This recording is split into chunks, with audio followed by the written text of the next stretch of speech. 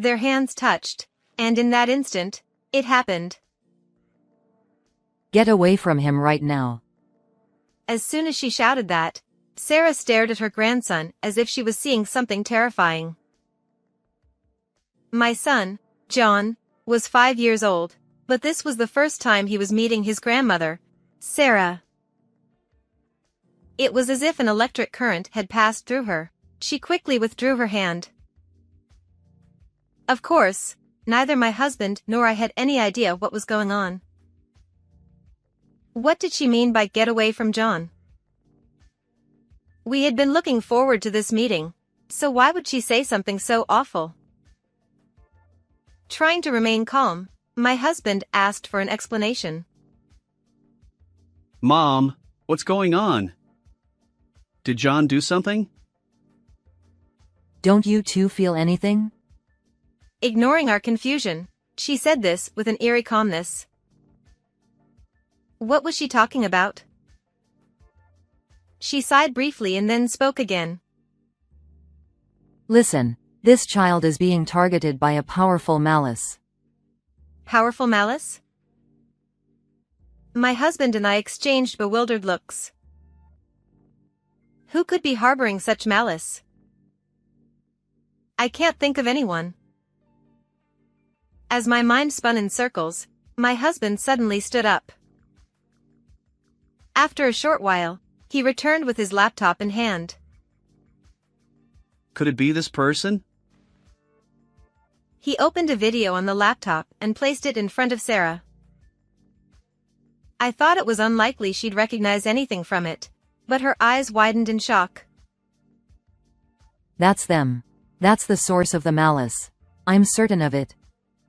Then, Sarah began muttering something that made us even more uneasy. My name is Nancy. I run a bakery with my husband, Jason, and today, as usual, the shop is busy. Early in the morning, we make sandwiches, arrange freshly baked bread, and do a quick sweep in front of the store before opening. As soon as the doors open, customers come in, eager for the warm, freshly baked bread. While enjoying casual conversations and introducing our seasonal bread, customers smile and say things like, "That looks delicious." We've gained a lot of regulars over time, and chatting with them always makes me happy. But once, I was just a customer, too, visiting this bakery regularly. Before I knew it, I found myself not only drawn to the bread but also to Jason, the owner. That's how we started dating and eventually decided to get married. When we got engaged, Jason told me, I need to tell you, I've been divorced once. When I quit my corporate job to open this bakery, my ex-wife and I split up. He said this in a strained voice, and I could sense how painful that memory was for him. She didn't want the financial instability. But I chose to follow my dream of owning my own shop. That's the kind of man he is. He warned me that there might be times when he would prioritize the shop over our family, that he might not always be available to help with raising kids. We talked a lot, struggled with those thoughts, but in the end, we decided to be together. Don't worry. We'll figure it out, and I'll make sure everything works. I smiled as I took his hand. After that, we visited his mother, Sarah, and got registered. Jason and I were so full of happiness, convinced that no matter what came our way, we could overcome it. Sarah, my mother-in-law, is elderly, yet she lives alone in the countryside, far from where Jason and I live. According to Jason, Sarah has a strong spiritual sensitivity, and being around too many people exhausts her. I don't have any sense for things like spirits or the supernatural, so I don't really understand it. But as Sarah says, sometimes, it's better not to be able to feel those things. That's why she prefers to live in nature, and both my husband and I respect her wish.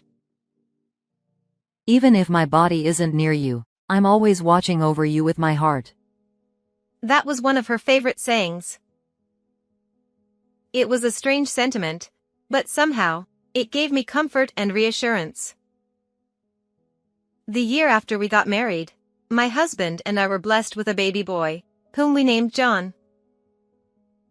Watching him grow day by day brings us endless joy. I feel like I want to capture every little change in a photo.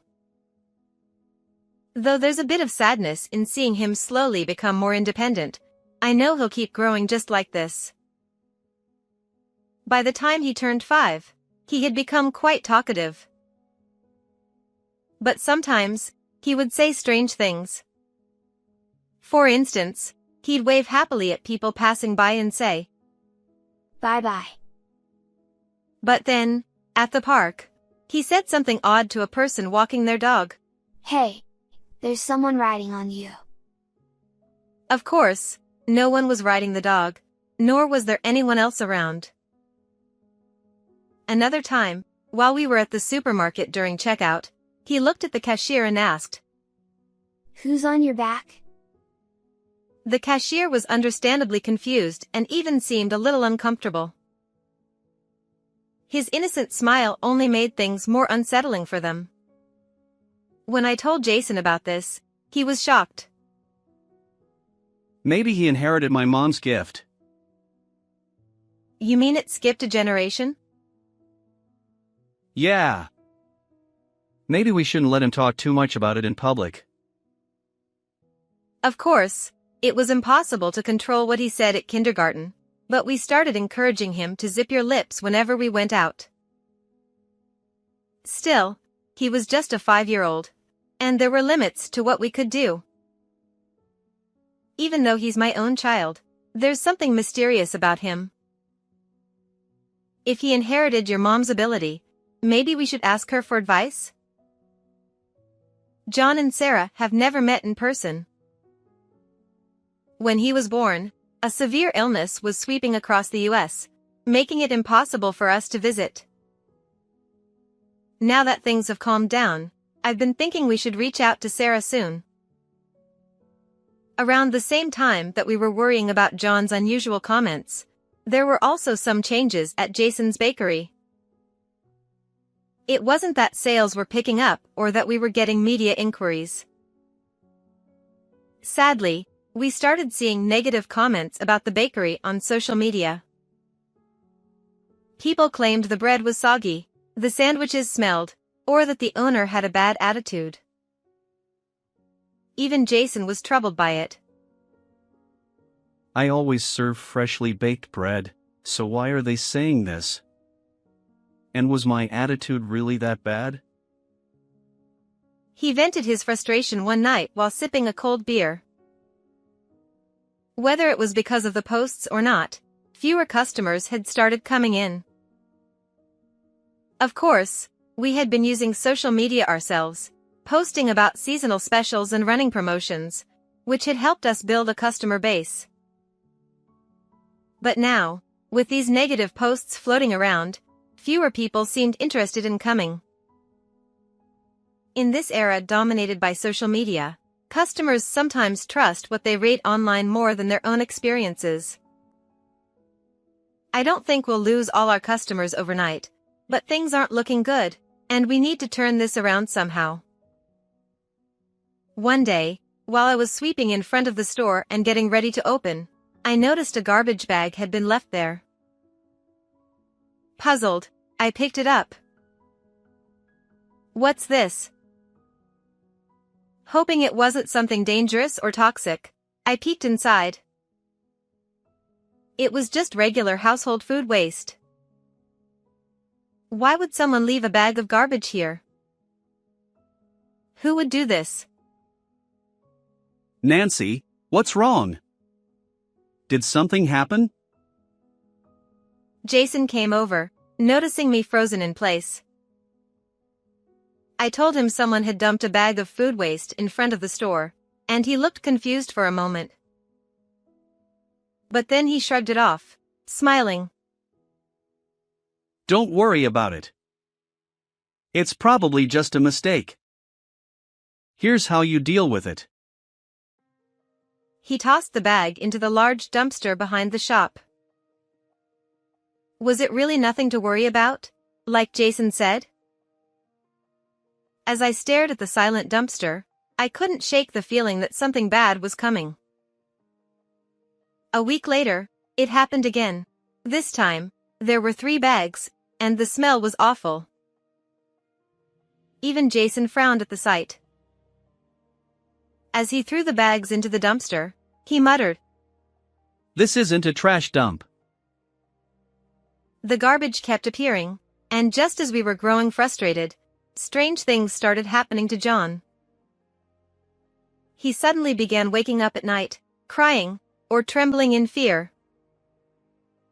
Mommy, I'm scared. He would get up in the middle of the night, come to me, and start crying. He'd never done this before. What could be causing it? Did you have a bad dream? He only shook his head, burying his face in my arms, sobbing quietly. Don't come near me. Go away. Both Jason and I stayed with John until he fell asleep that night. After he had calmed down and drifted off, Jason sat down with a beer, deep in thought, and finally said, "If this keeps up, maybe we should file a report with the police." About the garbage? But we'd already thrown it away, and no one had seen who was leaving it. I doubted the police would do much without evidence. After talking it over, we decided to install a small security camera outside the store to monitor the situation. At the same time, fewer customers were coming in, likely due to the negative comments on social media. Sales were low, and Jason seemed worn down. I wasn't sure how to lift his spirits. The only thing keeping us afloat was the loyalty of our regular customers. Let's focus on the people who support us, not the ones trying to bring us down. Nancy. Your bread is the best in the world. Isn't that right? I gave him an encouraging pat on the shoulder. Yeah, you were right. All right, let's try something new. A brand new bread. Suddenly, Jason's gloom disappeared, replaced by the same enthusiasm he always had when coming up with new ideas for the bakery. His eyes sparkled, just like when we first met, and he would dream up all sorts of bread during our dates. Nostalgia flooded over me as I watched him jot down ideas for new recipes, the table in our living room covered with notes and sketches. It reminded me of the early days of our relationship, and I couldn't help but smile. As if mocking us, it happened. A week later, someone spray-painted graffiti on the store wall. It was a poorly drawn character I vaguely recognized, alongside the words "terrible bread." Worse yet, it was done with paint, not something we could easily wash off. People passing by were just as shocked as we were, clearly disturbed by the sight. Since the store faced a busy street, there were always people around during the day, but at night, the area was quiet. It seemed no one had witnessed the graffiti being done. Jason stood there, his lips tightly sealed, his expression dark. He clenched his fists, radiating frustration. Even if they hate my bread, there are things you can and can't do. The security camera had captured a figure, but the footage was too dark, and the angle wasn't right to see their face clearly. Jason filed a report with the police, determined to get to the bottom of it. I won't let them get away with this. Strangely enough, after that, the garbage dumping and graffiti stopped. Perhaps the vandal had noticed the security camera while spray painting and decided to quit. It was likely the same person responsible for the trash bags too. However, the online harassment didn't stop. A little while later, on one of our days off, Sarah called Jason. Hello? The store's closed today, right? Yeah, but why? I've been worried about you both. Is it all right if I come visit? Wait, what? Suddenly? Both Jason and I were surprised. It was the first time Sarah had ever asked to visit us. I just feel unusually worried for some reason. Though her reason was vague, we didn't mind. We told her it was fine, and Sarah took several trains to come see us. She arrived around 3 p.m., with a bright smile and some sweets in hand. It was the first time Sarah and John would meet. John wasn't usually shy, but he seemed hesitant around his grandmother. Perhaps he sensed something. Sarah beamed at John, her eyes crinkling with warmth. John, it's nice to meet you. I'm your grandma. John, acting as if she were a stranger, hid behind me, peeking out cautiously to watch her. We're meeting for the first time, aren't we? Oh, I brought a present. She smiled and offered him the sweets. Here you go. Some chocolate. When John saw the word chocolate on the package, his eyes lit up, and he eagerly reached for it with a happy ah. Because we had asked John to avoid talking in front of others, he had stopped speaking clearly around anyone but Jason and me. Now, that habit had surfaced in front of Sarah, too. I'm sorry, he doesn't speak much yet. I blurted out the same excuse I always used when explaining to others. I felt embarrassed and guilty, anticipating judgment. Wondering if she'd question why a 5-year-old wasn't talking clearly yet, or what kind of parenting we were doing. But Sarah didn't seem to care at all. She handed the sweets to John with a gentle smile. The moment their hands touched, something happened. Sarah jerked her hand back as if she'd been shocked by an electric current. Get away from him now. She screamed, her eyes wide in fear, staring at John as though she'd seen something terrifying. Neither Jason nor I had any idea what was going on. Get away from John?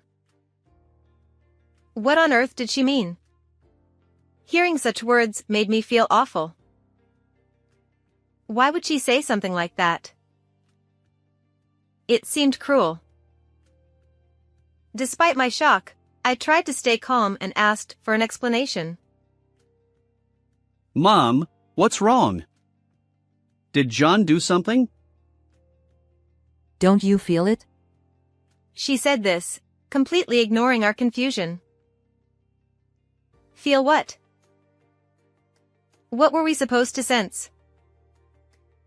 Of course, when we look at John, we feel joy. Pride in how much he's grown, happiness at having him with us. But clearly, Sarah was talking about something else.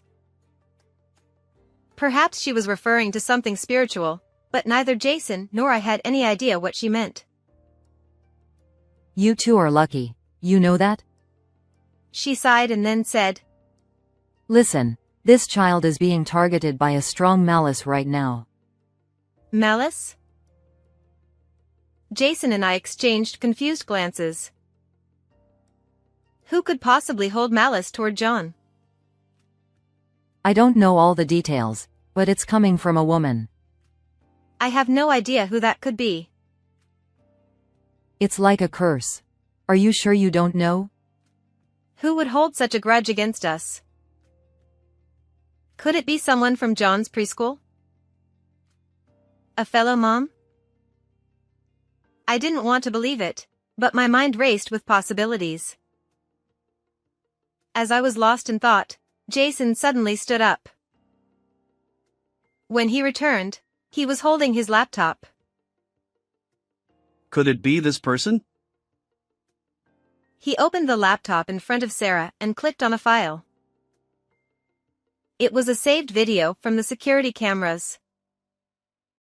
He played the footage of the person spray painting the graffiti. Sarah stared intently at the screen.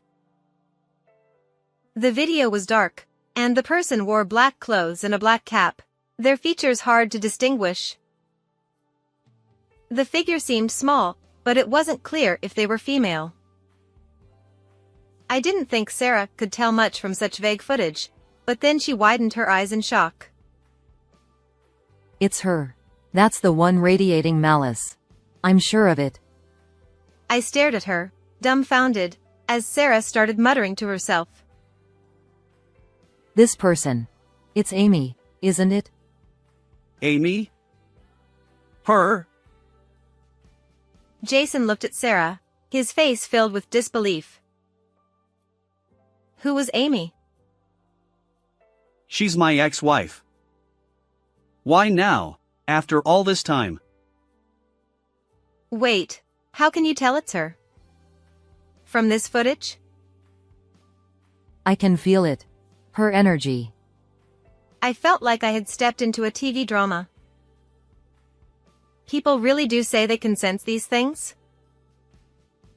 I was so stunned I couldn't close my mouth. Sarah reached into her bag and pulled out a small sachet, handing it to John. A sweet fragrance filled the air. This is a charm. It'll repel the malice. Keep it with you, okay? I couldn't help but wonder if something like this could really work, but John held the sachet up to his eye level and nodded seriously, clutching it tightly. Afterward, we spent some time chatting with Sarah and having tea.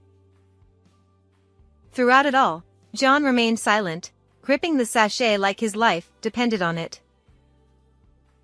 In the days that followed, the situation took a sudden turn. Not long after Sarah's visit, we received a call from the police. The officer handling our case had identified the culprit behind the spray paint vandalism and the malicious posts on social media. Yes. I understand. Thank you. When he hung up, Jason slumped in his seat, looking defeated. It turns out, the culprit was Amy. Both Jason and I were shocked. Just as Sarah had said, the person caught on the security camera had indeed been Amy. But why would she harass our shop like that? According to what Jason had told me, Amy had remarried after their divorce, to a wealthy man with a well-established family. It made no sense why she'd hold any grudges against Jason or the bakery. I don't know either. We'll talk more tonight. Since the call came during the day, we focused on running the bakery, though I couldn't stop thinking about Amy. Could she be trying to tear our family apart? The thought crossed my mind more than once. Thankfully, serving customers helped distract me from these troubling thoughts. That evening, after John had gone to bed, Jason grabbed a cold beer and some edamame, and began to share what he'd learned from the police. It turns out, Amy and her husband couldn't have kids. Amy had explained everything during the questioning. She had undergone fertility treatments, but nothing had worked. Tensions grew between her and her in-laws, who pressured her with comments like, "When will you have kids?" and "You're a failure as a wife." Gradually, Amy lost her confidence, and the situation became unbearable for her.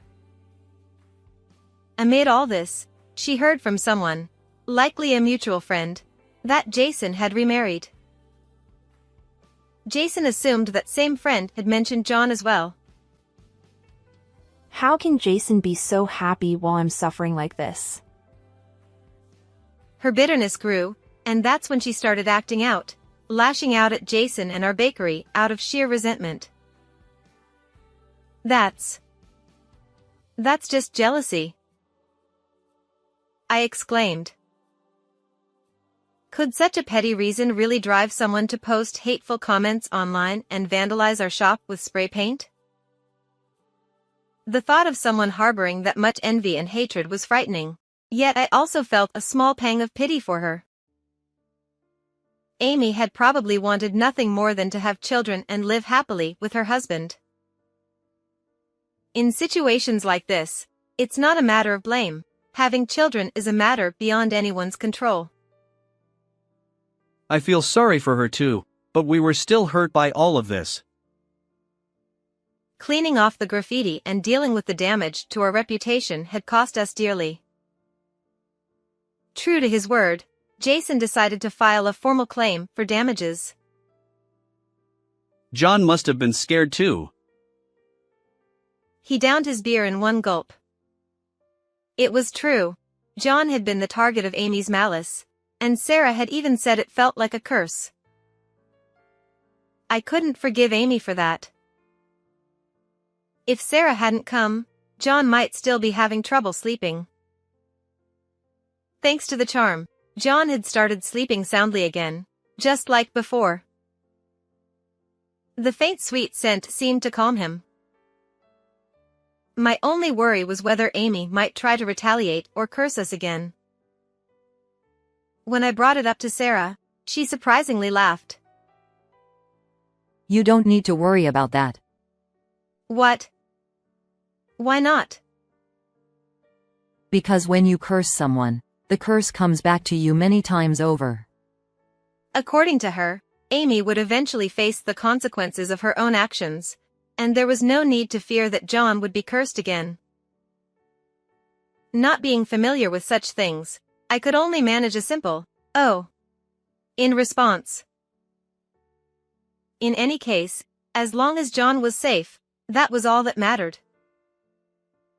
We found a trustworthy lawyer and filed a claim for damages against Amy.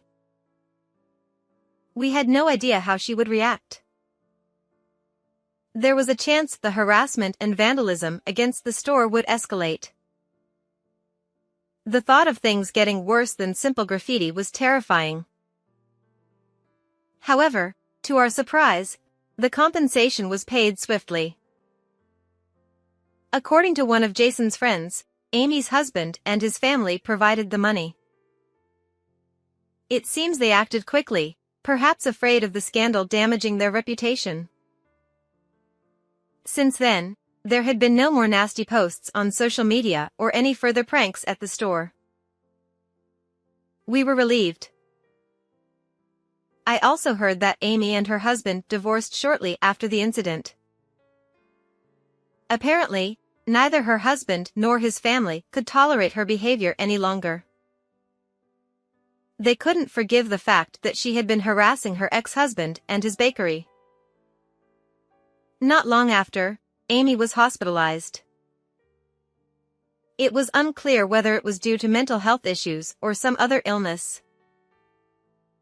I couldn't help but wonder if, as Sarah had said, some kind of curse had backfired on her.